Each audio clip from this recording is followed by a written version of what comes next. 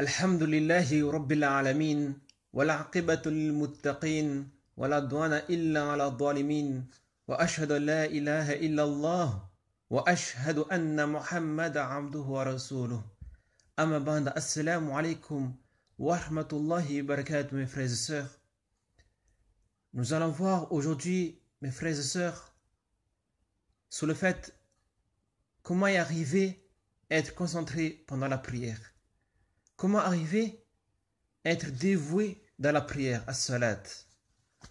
Beaucoup d'entre nous, nous plaignons que pendant nos prières, on n'arrive pas à se concentrer. Pendant nos prières, plein de choses viennent à notre esprit. Et des fois, on est perdu dans notre prière, subhanallah. Des fois, on ne sait même pas combien de rakats on a fait. Des fois, on est dans la prière, mais notre esprit, il est ailleurs. Et beaucoup se demandent comment je peux faire cela pour arriver à retrouver la concentration dans la prière, pour que je profite de la prière, pour que je profite de ce moment, de ce lien avec Allah subhanahu wa ta'ala. Nous allons faire un rappel là-dessus, ici pour profiter, pour améliorer notre relation avec Allah subhanahu wa ta'ala. Car cette prière-là, c'est un cadeau, un profit, pour ici rentrer en relation avec Allah. Mais Shaitan fait l'effort pour que ici on diminue les cadeaux, c'est-à-dire diminuer la récompense de la prière et diminuer le profit qu'on a vers notre relation avec Allah subhanahu wa ta'ala. Donc beaucoup se demandent comment faire ici. Comment faire ici pour être concentré dans la prière, pour retrouver. Allah subhanahu wa ta'ala dit dans le Coran, قد أفلح المؤمنون الذين هم في صلاتهم خاشعون.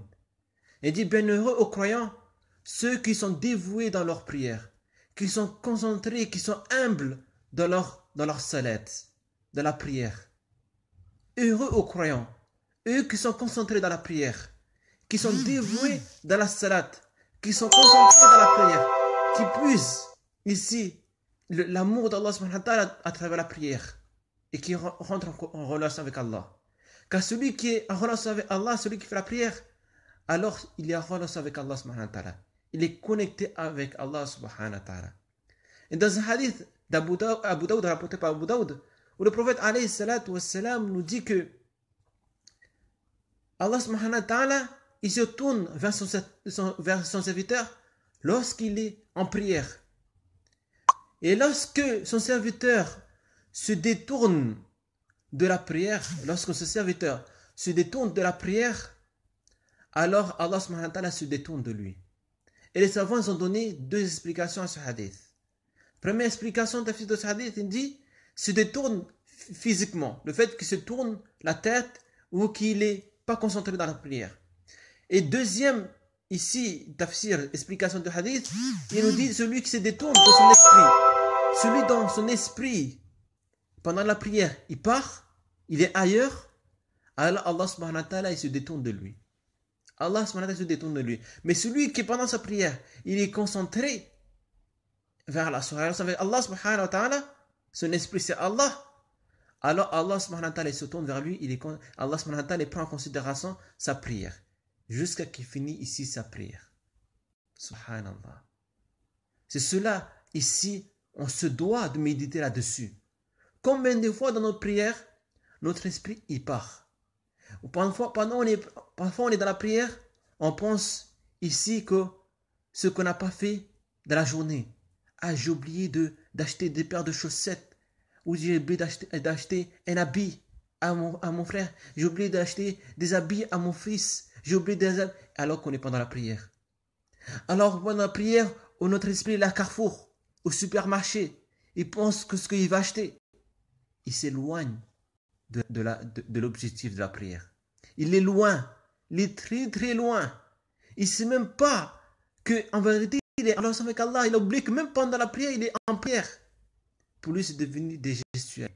Il a oublié. Son esprit, il est ailleurs. Mais comment faire ici pour ramener notre esprit vers l'adoration de Allah subhanahu wa ta'ala? Écoutez les paroles d'un salaf. Un salaf, il disait, lorsque je me rendais à la prière, alors je méditais, je me concentrais. Avant de me rendre pour la prière, lorsque je me rendais à la prière, pour faire la prière, je méditais et j'imaginais que la Kaaba se trouve devant moi.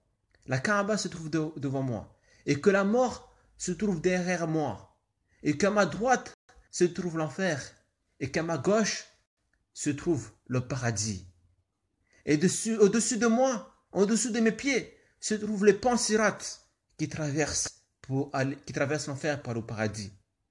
Et je me mets que Allah m'observe durant ma prière. Allah m'observe mes gestuels. Allah observe mon esprit. Qu'est-ce que je suis en train de penser? Et lorsque je passe le salam, alors je me dis, est-ce que Allah subhanahu wa ta'ala, est-ce qu'il a accepté ma prière ou pas? Et je demande à Allah subhanahu wa ta'ala. Je demande à Allah subhanahu wa ta'ala pardon. Ainsi doit être le croyant lorsqu'il va se rendre pour la prière, lorsqu'il va accomplir la prière. Ainsi comment hésiter lorsqu'un homme lui a demandé, on te voit souvent pleurer lorsque tu es en prière. Pourquoi? Qu'est-ce qui te fait pleurer comme ça pendant que tu es en prière? Écoutez bien ce qu'il a dit. Lorsque je suis en prière, je repense un verset d'Allah subhanahu wa ta'ala et je me mets à pleurer. Et qu'est-ce que ce verset? Je pense souvent au verset où Allah subhanahu wa ta'ala dit et n'ont pas estimé Allah à sa juste valeur. Et lorsque je pense à ce verset-là, je me mets à pleurer. Je me mets à pleurer. Parce que je suis parmi ces cas-là qui n'ont pas estimé Allah à sa juste valeur. Subhanallah. C'est les gens qui étaient pieux. Des gens que leur prière, ils savouraient leur prière. Lorsque, je vais finir par là, lorsqu'un compagnon, on l'avait choisi pour qu'il soit parmi les gardes. Lorsqu'ils étaient en campagne militaire, on choisissait quelqu'un qui était en garde. Il gardait le campement des musulmans, des croyants. Et c'était lui qu'on avait choisi. Et il se met à prier. Il a dit, je fais 2 rakats de prière ici pour avoir une relation avec Allah subhanahu wa ta'ala. Et lorsqu'il a commencé sa prière, c'est sunnah, les autres dormaient. Un ennemi, il était de loin. Un ennemi, parmi les mouchiks, il était de loin. Il tire une flèche, il traverse son cœur. Et le musulman, le compagnon, lorsqu'il est en prière, il a vu le flèche traverser ici sa poitrine. Il a vu le sang couler. Il n'a pas arrêté la prière. Il n'a pas arrêté la prière. Et lorsque le deuxième flèche, il a traversé sa poitrine, il a fait une sorte de gémissement. Et ça a réveillé un croyant, un musulman s'est réveillé. Il a vu une flèche qui était traversée à son frère qui était en train de la prière. Et lorsqu'il a vu cela, il a crié, il a sonné l'alarme. Il a crié l'alarme pour dire qu'ils sont attaqués par des mouchriks. Et lorsqu'il a entendu le mouchrik, il s'enfuit. Et lui, il a continué la prière jusqu'à qu'il a fini la prière. Et lorsqu'il a fini la prière, le sang coulait. Il a perdu beaucoup de sang. Et son frère lui a dit, mais pourquoi n'as-tu pas arrêté la prière lorsque tu as reçu la flèche? Il a dit, j'étais en relation avec Allah, je ne me suis pas rendu compte que je souffrais pour Allah. Allahu Akbar. J'étais en relation avec Allah, je ne me suis pas rendu compte que je souffrais pour la cause d'Allah. Je n'osais pas couper ma salat par ici, pour manquer ici la relation avec Allah subhanahu wa ta'ala. Tels les gens qui étaient les plus prédécesseurs, qui étaient dévoués dans la prière, qui étaient concentrés dans la prière. Et ainsi, parmi les causes de ceux qui sont déconcentrés dans la prière, c'est celui qui a plein de problèmes. Plein de problèmes qui le fait que pendant la prière, il pense à ces problèmes.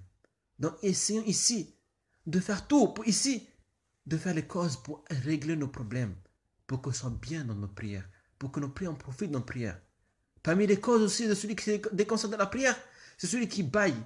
Le prophète dit, évitez de bâiller pendant la prière, car le shaitan profite pour rentrer à travers le bâillement pour déconcentrer les gens dans la prière.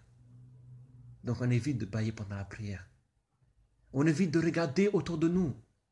Pendant la prière, pendant des gens qui sont déconcentrés, ils regardent autour de eux. Donc soyez concentrés dans la prière. Soyez parmi les gens comme les sahaba qui avaient cette relation forte avec Allah, qui se présentent devant Allah. Il ne peut pas ici être déconcentré. Quand tu es devant un employeur, Quand tu es devant quelqu'un qui va t'embaucher au travail, lorsqu'il te parle, tu es concentré dans ce qu'il va te dire. Tu es concentré, te dit que tu vas travailler dans telle heure, combien d'heures, tu vas faire cela, tu es concentré. Parce que tu ne veux pas te manquer. Mais nous aussi, on est devant Allah, notre patron. Allah, le roi, l'ulk. On ne se doit pas ici de se détourner notre esprit ou ici, la pensée à autre chose, alors qu'on est devant Allah subhanahu wa ta'ala. Je finis par là, en espérant que, Inch'Allah, on va prendre en compte ce rappel-là et qu'on va mettre en pratique dans notre vie, qu'Allah nous pardonne ici, si on était parmi les gens qui n'étaient pas concentrés, qui n'arrivaient pas à être concentrés. Je finis juste par une petite histoire. Un homme avait perdu sa richesse. Il avait perdu de l'argent. Il ne savait même plus où il avait mis son argent. Et il s'est dit, bon, je vais faire la prière de nuit. Et je vais faire la prière de nuit. Comme ça, lorsque je fais la prière, Allah subhanahu wa ta'ala va m'aider à repenser l'endroit où j'avais mis mon argent. Et lorsqu'il a fait takbir, lorsqu'il a dit Allahu Akbar, il a commencé la prière, Shaitan il est venu dans son esprit. Il a dit, ton argent, tu l'avais laissé dans tel endroit. Et dès qu'il s'est rappelé qu'il a mis son argent là-bas, il a arrêté la prière, il est parti prendre son argent. C'était quoi la ruse de Shaitan?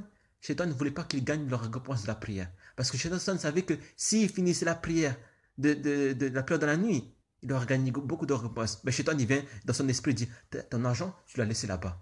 Et l'homme, il a laissé la prière et est parti pour prendre son argent. Ainsi, il est Shaitan. Il ne veut pas que tu profites de ta prière. Donc, il vient te donner SOS. Il vole ta prière, Shaitan. Subhanaka bihamdik. Ashhadu an la ilaha illa anta. Subhana rabbika rabbil izzati amma yasifun. Wa salamun ala mursalin. Walhamdulillahi rabbil alamin.